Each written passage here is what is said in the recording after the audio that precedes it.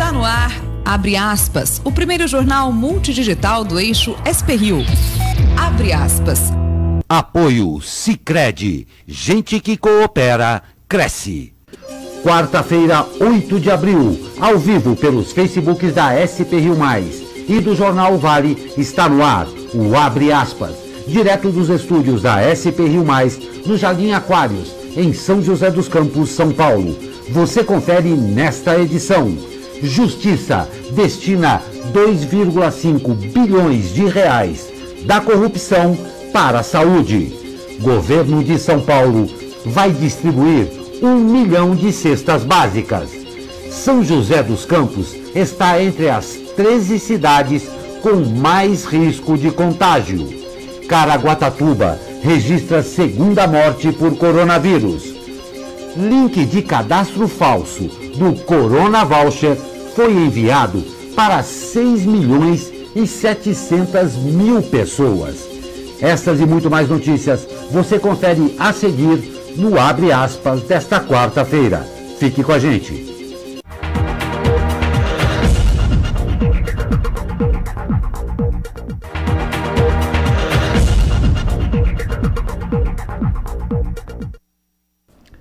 Olá, muito bom dia. Estamos de volta ao vivo com o Abre Aspas desta quarta-feira. Comigo, o jornalista Douglas Cruz. Muito bom dia, Douglas. Muito bom dia, Glauco. Vamos lá para mais uma edição de Abre Aspas nessa quarta-feira. Lembrando que a gente está ao vivo, então você que está assistindo aí a gente pela live, na página da SP-Rio Mais, no site da SP-Rio Mais ou na página do Facebook do Jornal Vale, comente aí, comente as nossas matérias, interaja conosco, estamos aqui ao vivo para vocês. Exatamente, vamos às notícias. A Justiça e o Ministério Público estão destinando cerca de 2,5 bilhões de reais recuperados em operações contra a corrupção para o combate ao coronavírus. Parte da verba já foi empregada na compra de luvas e máscaras para profissionais de saúde em Mato Grosso, respiradores, pulmonares na Paraíba e testes sorológicos no Rio de Janeiro. Em São Paulo, o MP também tem revertido dinheiro recuperado para o combate à Covid-19. O órgão disponibilizou na internet um monitor para o público acompanhar quanto cada cidade está recebendo de multas, delações e outros acordos nas áreas criminal e civil. Você confere o site aí pelo GC, site do governo é sempre bem extenso aí, mas você pode anotar aí. E Glauco, a gente teve duas participações e uma aqui muito interessante, Glauco. O Valderi Teixeira que mandou bom dia para a equipe, ótimo dia, Valderi. Valderi, não sei se o seu nome está correto a pronúncia. E a Maria Oliveira colocou aqui, o aplicativo é falso, então, porque ela viu com certeza aí na escalada falando dos golpes, não. O aplicativo, o site do governo não é real. Porém, existem aí sites e aplicativos fraudulentos, então você tem que procurar a fonte oficial. Por exemplo, estou aqui no meu celular, tem um aplicativo aqui, Caixa Auxílio Emergencial, Caixa/Auxílio Emergencial, com o login do Brasil. Se você quiser mais informações sobre qual é o certo e qual é o errado, você pode procurar no site da SP-Rio Mais, no site do Jornal Vale. Lá tem o link especificamente com o site e com o aplicativo. Então você pode clicar e ir direto para lá, já ser redirecionado para o local certo. Ou nas páginas do governo, né? Porque é importante ter a confirmação de se tratar de um site oficial e de um aplicativo oficial para não cair em golpes, né, Glauco? Não tenha dúvida, muita atenção, nós vamos falar inclusive em matéria dedicada a isso aqui hoje, que todo o site do governo tem .gov.br, tá bom? O que não tiver isso daí não é site do governo, então fique bastante atento a isso daí. E o governo publicou no fim da noite de ontem medida provisória que libera saque extraordinário de até R$ 1.045 de contas ativas e inativas do FGTS a partir de 15 de junho e até 31 de dezembro. Como se trata de uma MP, a operação tem aplicação imediata, mas precisa ser aprovada pelo Congresso em 120 dias. Caberá à Caixa Econômica Federal definir os critérios e o cronograma dos novos saques. A MP também acaba com o Fundo PIS/PASEP, que concentra os recursos não sacados do abono salarial. A medida faz parte do conjunto de ações anunciadas pelo governo para mitigar os efeitos na economia da pandemia do coronavírus. E o juiz federal Itagiba Cata Preta Neto, da 4ª Vara Cível da Justiça Federal em Brasília, determinou o bloqueio dos recursos do fundo partidário e do fundo eleitoral. Olha só, o fundo partidário soma 959 milhões de reais e é usado para permitir o funcionamento dos partidos. O Fundo de Financiamento de Campanhas acumula 2,03 bilhões de reais, dinheiro destinado às campanhas das eleições municipais de outubro. O magistrado decidiu que a verba ficará à disposição do governo federal para ser usada em medidas de combate ao coronavírus ou em ações contra os reflexos econômicos da crise em razão da pandemia. A Advocacia Geral da União informou que vai recorrer da decisão, Douglas. Pois é, Gal, com dinheiro bem elevado aí, um dinheiro que poderia ser usado para várias questões aí de saúde pública, como compra de testes, compra de respiradores, que nesse momento são essenciais, mas a gente já viu aí que a Advocacia Geral da União vai recorrer, né? E provavelmente vai ganhar, porque a gente sabe que os nossos queridos aí deputados federais não abriram mão de nenhum centavo do fundo eleitoral. Inclusive é muito interessante você pesquisar mais sobre isso. Se um partido, vamos supor assim, abre mão do seu fundo eleitoral, você pensa o dinheiro então vai para o povo. Não, ele é redividido entre os outros partidos, ou seja, o dinheiro não volta. Então a gente tem essa questão aí agora do juiz, vai ter o contraponto da Advocacia Geral da União e vamos ver como é que vai ficar essa situação, porque pelo visto eu acho que o dinheiro não vai ser utilizado pela saúde. Pois é.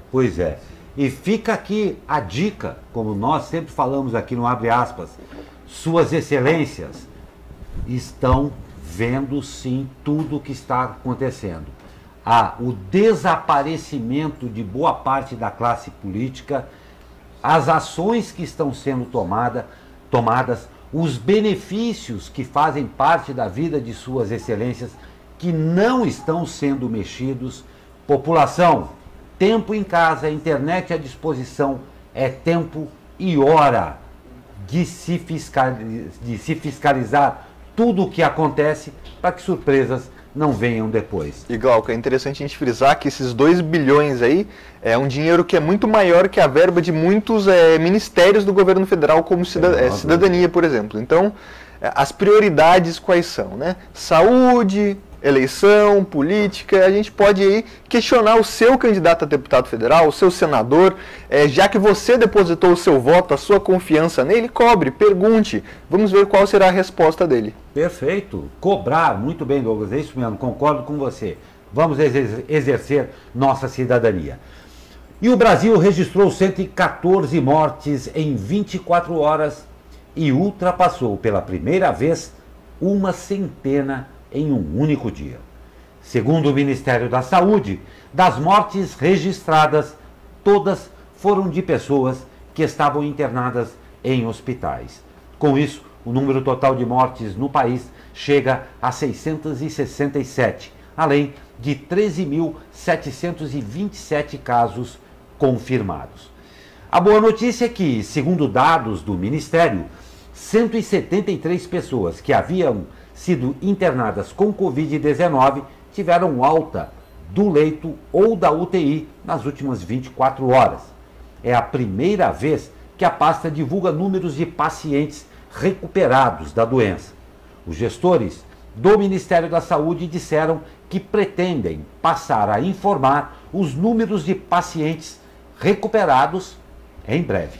Muito importante para a gente saber dessa informação e também para um certo tipo de esperança, né, Glauco? Verdade. Porque a gente sabe que a gente está falando todos os dias aí de pessoas que estão morrendo, que não estão se recuperando, e agora um saldo positivo. A gente tem as prefeituras já trabalhando com o número de recuperados, como a gente vai ver no segundo bloco aqui de São José dos Campos, e é muito importante que o governo mostre, informe dessa esperança para a população, que é uma doença assim muito séria, mas que tem como se recuperar, né? Não tem a menor dúvida, esperança sempre. E o governo de São Paulo pretende auxiliar 4 milhões de pessoas de baixa renda com a distribuição de 1 milhão de cestas básicas. O programa Alimento Solidário, anunciado pelo governador João Dória, entra em vigor no dia 17 de abril e conta com o apoio de 48 grupos empresários. O custo é de 110 milhões de reais. A Secretaria de Desenvolvimento Social informou que famílias devem ter renda máxima de R$ 89 por pessoa para ter direito ao benefício. A distribuição prioritária acontecerá na capital do estado e região metropolitana.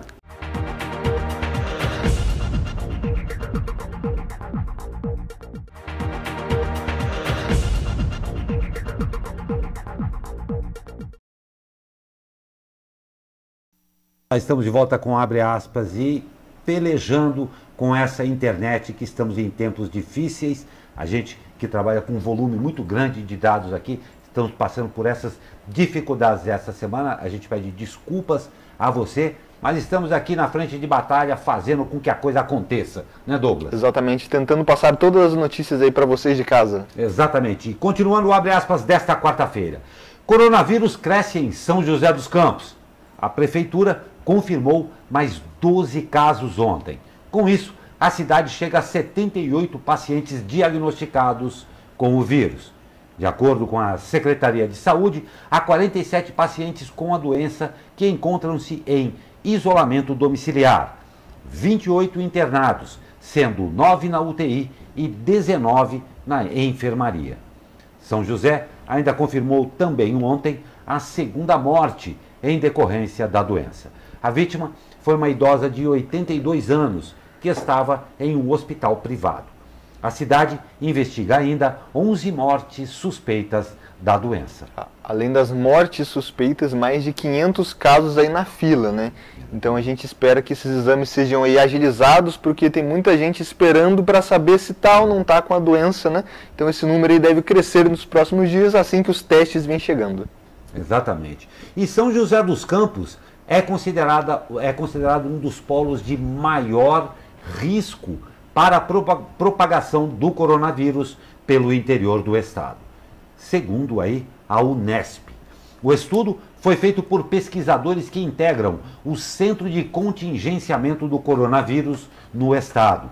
A análise foi uma das que embasou a decisão do governador João Dória de ampliar em mais 15 dias a quarentena em todos os 645 municípios de São Paulo. Além de São Paulo e São José dos Campos, os municípios considerados de maior risco para a propagação são Araçatuba, Araraquara, Bauru, Campinas, Marília, Piracicaba, Santos, Ribeirão Preto, São José do Rio Preto, Sorocaba e Votuporanga. O levantamento levou em conta o número de casos confirmados e também os suspeitos, além de internações por síndrome respiratória grave e a importância regional dos municípios. Abre aspas.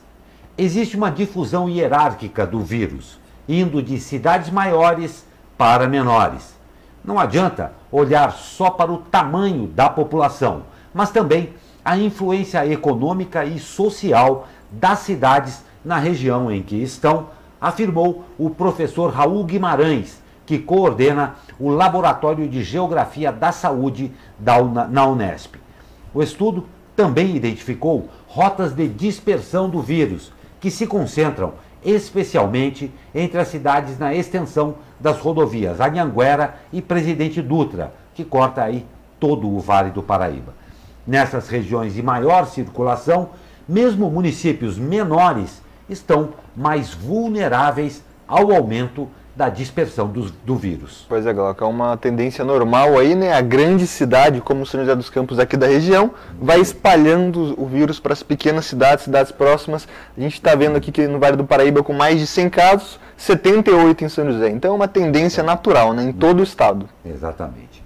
E enquanto as cidades aguardam o pico do contágio, um grupo de amigos de São José dos Campos e Jacareí se juntou para ajudar 5 famílias que estavam passando por necessidades. O que elas não esperavam, no entanto, é que o auxílio tomaria grandes proporções e, em apenas uma semana, eles arrecadariam mais de 1 tonelada de alimentos. Com a grande quantidade, ao invés de atender apenas 5 famílias, as doações serão distribuídas para diversas famílias joseenses e também de outras cidades da região. Na primeira semana, 36 famílias receberam ajuda. Agora, a ideia é auxiliar mais 50 famílias nesta próxima semana. A quantidade de doações já aí ultrapassa a marca de 2 toneladas. Segundo uma das doadoras, Andréia Costa, a divulgação nas redes sociais foi massiva e isso incentivou mais pessoas a também contribuir. Ela também.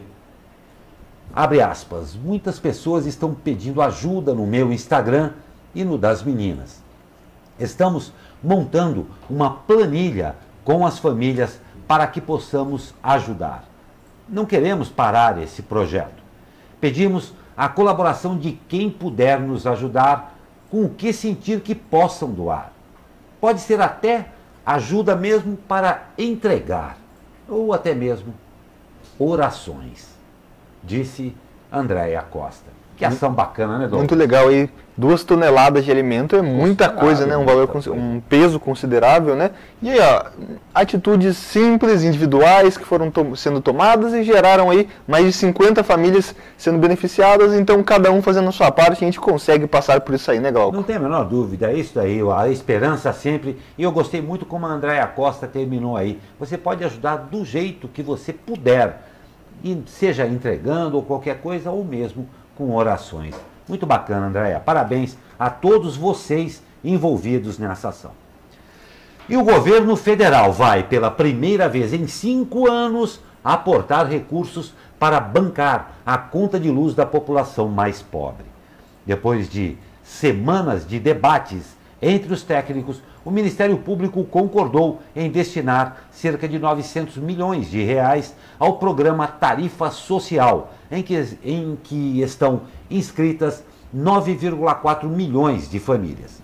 A medida provisória sobre o tema está em fase final de elaboração e prevê que o Tesouro ajude a pagar a conta de luz das pessoas de baixa renda por até 3 meses, desde que o consumo seja até, no máximo, 220 kW. A isenção dos pagamentos para a população de baixa renda deve custar entre 1 e 1,2 bilhão de reais, mais do que o aporte da União. Por isso, o restante dos recursos deve vir de sobras de recursos de um fundo setorial, a conta de desenvolvimento energético. Portanto, não haverá impacto para os demais consumidores. O programa Tarifa Social concede descontos escalonados de 10% a 65% na conta de luz das famílias de baixa renda, de acordo com a faixa aí de consumo. Para ter direito ao benefício, as famílias devem estar inscritas no Cadastro Único do Ministério da Cidadania e comprovar renda per capita que não exceda a 0,5 do salário mínimo. Por ano, cada família recebe, em média, R$ 200 de subsídio.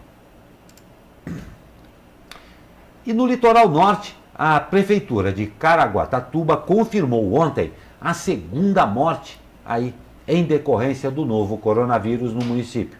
A vítima foi uma mulher de 45 anos que faleceu no domingo. De acordo com a Secretaria de Saúde, a paciente havia concluído um tratamento de câncer e no dia 27 de março deu entrada no Hospital Santos Dumont de Caraguatatuba com o quadro de síndrome respiratória grave e foi transferida para a Santa Casa de São José dos Campos. Segundo relatos, a paciente teria participado de um cruzeiro que saiu da cidade de Santos no começo de março. Parentes que tiveram contato com a mulher estão em isolamento domiciliar e passam bem. E olha só, os maus exemplos. 2 surfistas foram detidos na manhã de ontem em uma praia de Ubatuba por descumprir a quarentena. Um decreto municipal proíbe o acesso das pessoas às praias.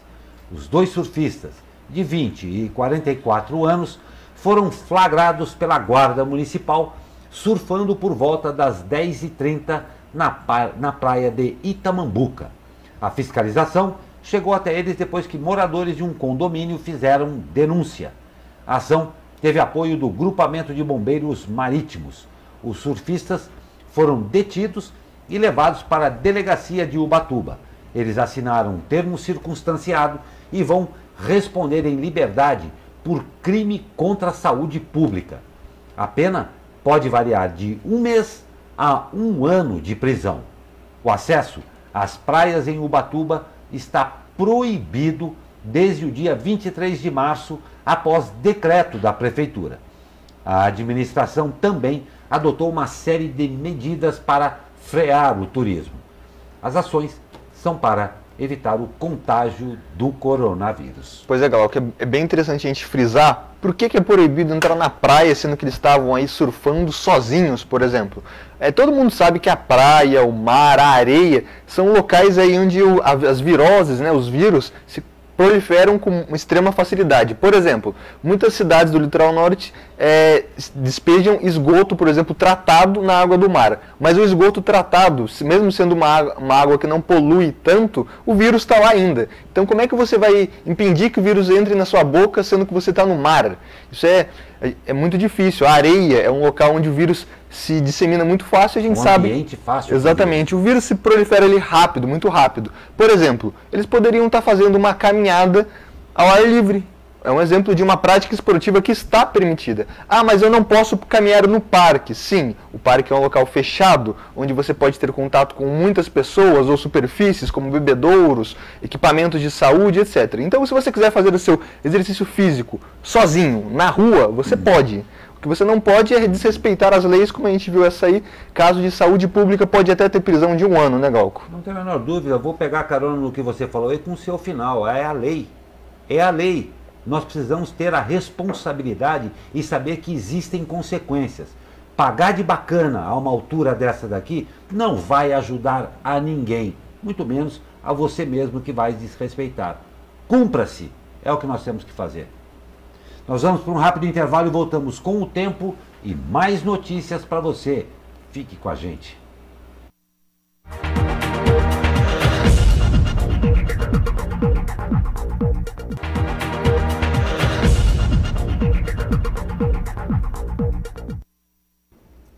(10h16), estamos de volta com o Abre Aspas desta quarta-feira. E vamos saber aí, o tempo deu uma bela virada aí, vamos saber como é que ele fica e já aí com uma pretensão para o final de semana. Fala, meu amigo Caio Souza, muito bom dia.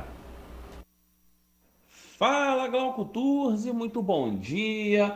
Um ciclone que está posicionado lá em alto mar está induzindo ventos de quadrante sul e favorecendo a formação de nuvens aqui na nossa região.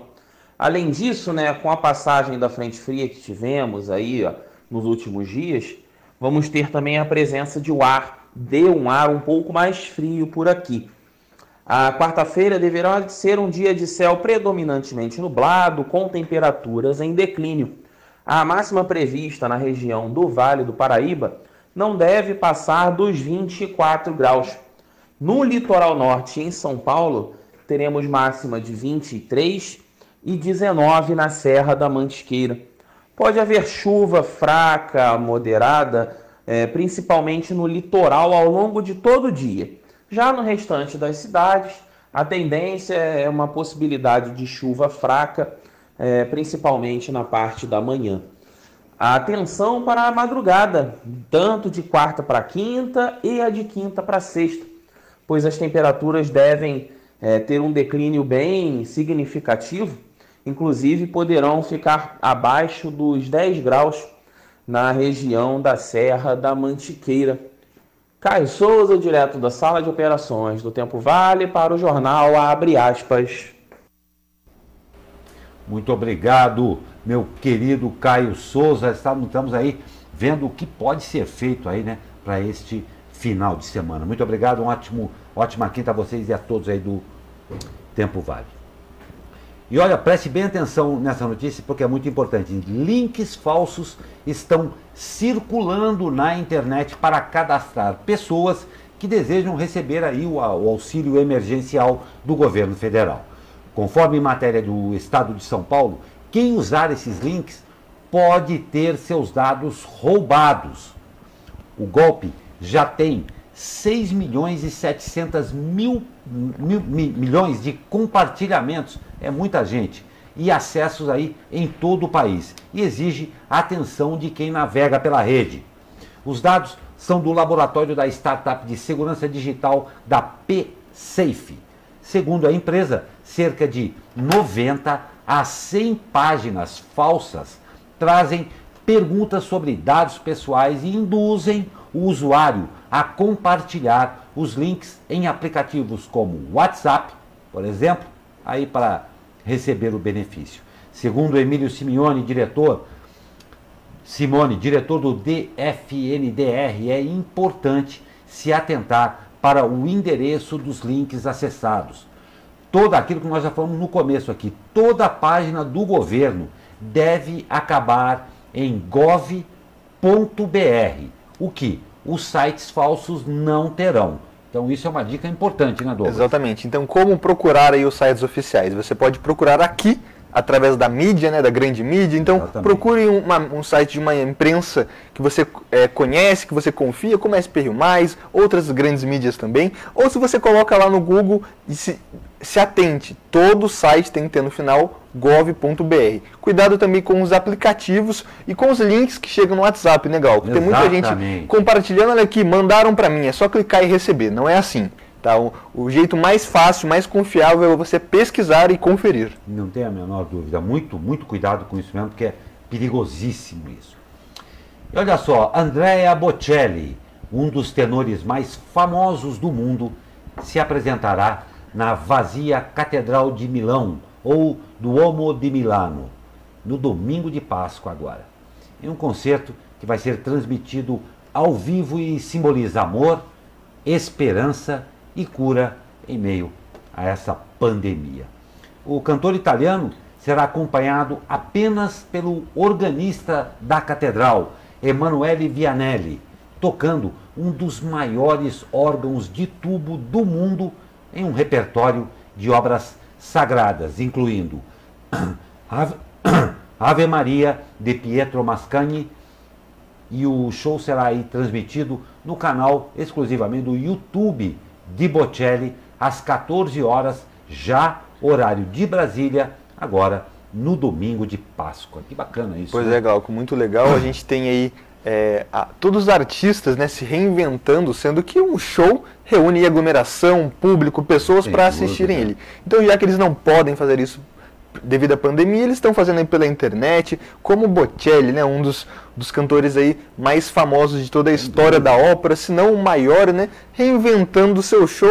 Lado triste fica pela igreja vazia, mas que a igreja então esteja em casa assistindo, né, Glauco? Muito legal. Acaba sendo um cenário maravilhoso e uma oportunidade para todos nós, que inclusive eu também não conheço a Catedral de Milão, mas para a gente poder apreciar um pouco disso tudo. É bem bacana mesmo. Exatamente. Né? A música vai se modernizando, se atualizando, e em tempos de pandemia a música não para, né, Glauco? Não tem a menor dúvida. Isso acaba dando muitas oportunidades para a gente. E falando em quarentena, a quarentena também tem uma capacidade muito interessante.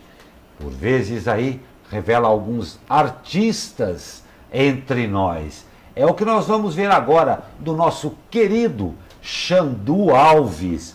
Olha que coisa bacana que ele fez aí. O cara tem uma banda, Douglas. Exatamente. O Xandu Alves aqui, nosso colega de profissão. Parabéns pro Xandu e pro pessoal do Vale ontem, né? Foi dia do jornalista. Exatamente. A gente tem uma banda e, como eles não podem se reunir, eles estão fazendo tudo aí pela internet, como você vai ver. A gente vai encerrando o jornal hoje aqui. Exatamente. E a gente vai ver os nossos créditos hoje então com o Xandu Alves. Até amanhã, Galcão. Obrigado, Douglas. Até amanhã para você também. Muito obrigado a você que nos acompanhou em mais esta edição. E parabéns ao Xandu neste viés artista de você. Ótimo dia e até amanhã. que fazer. Se vai pra frente ou segura a onda, se faz quadrado ou deixa redonda. De repente uma mensagem, só carinhas no zap zap. Era ele me respondeu, pediu força, se comprometeu. Disse: meu filho, siga até o fim, o caminho eu já mostrei.